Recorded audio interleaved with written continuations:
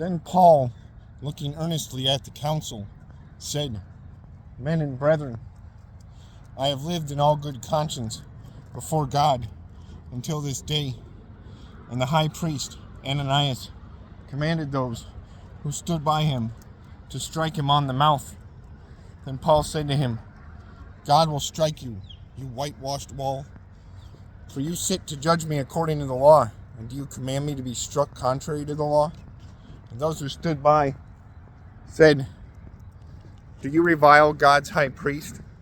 Then Paul said, I did not know, brethren, that he was the high priest.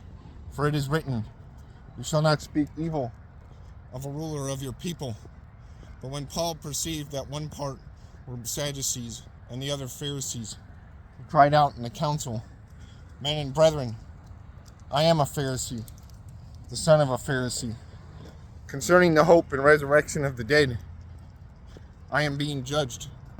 When he had said this, a dissension arose between the Pharisees and the Sadducees, and the assembly was divided. For Sadducees say that there is no resurrection, and no angel or spirit, but the Pharisees confess both.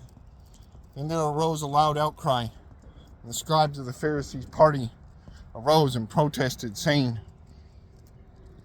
We find no evil in this man, but if a spirit or an angel has spoken to him, let us not fight against God.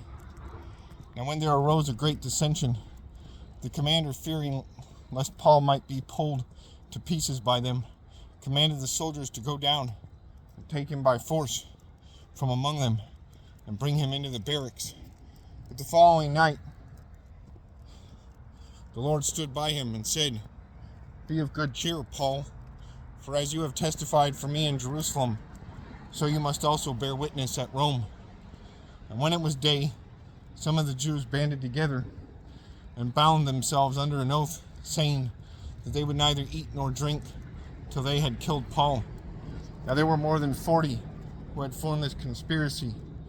They came to the chief priests and elders and said, We have bound ourselves under a great oath that we will eat nothing until we have killed Paul. Now you therefore, together with the council, suggest to the commander that he be brought down to you tomorrow, as though you were going to make further inquiries concerning him. But we are ready to kill him before he comes near. So when Paul's sister's son heard of their ambush, he went and entered the barracks and told Paul. Then Paul called one of the centurions to him and said, Take this young man to the commander, for he has something to tell him. So he took him and brought him to the commander and said, Paul, the prisoner, called me to him and asked me to bring this young man to you. He has something to say to you. Then the commander took him by the hand, went aside, and asked privately, What is it that you have to tell me? And he said, The Jews have agreed to ask that you bring Paul down to the council tomorrow, as though they were going to inquire more fully about him. But do not yield to them, for more than 40 of them lie in wait for him, men who have bound themselves by an oath that they will neither eat nor drink till they have killed him, and now they are ready, waiting for the promise from you. So the commander let the young man depart and commanded him, Tell no one that you have revealed these things to me. And he called for 2 centurions, saying, Prepare 200 soldiers, 70 horsemen, and 200 spearmen to go to Caesarea at the 3rd hour of the night, and provide mounts to set Paul on and bring him safely to Felix the governor. He wrote a letter in the following manner: Claudius Lysias, to the most excellent governor Felix, greetings. This man was seized by the Jews and was about to be killed by them. Coming with the troops, I rescued him,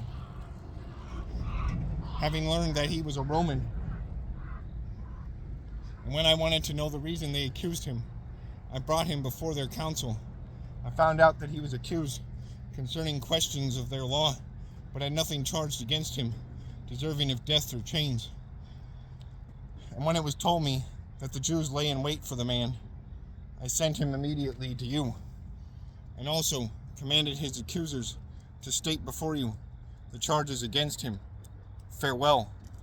Then the soldiers, as they were commanded, took Paul and brought him by night to Antipatris. The next day they left the horsemen to go on with him and returned to the barracks. When they came to Caesarea and had delivered the letter to the governor, they also presented Paul to him. When the governor had read it, he asked what province he was from. When he understood that he was from Cilicia, he said, "I will hear you when your accusers have come."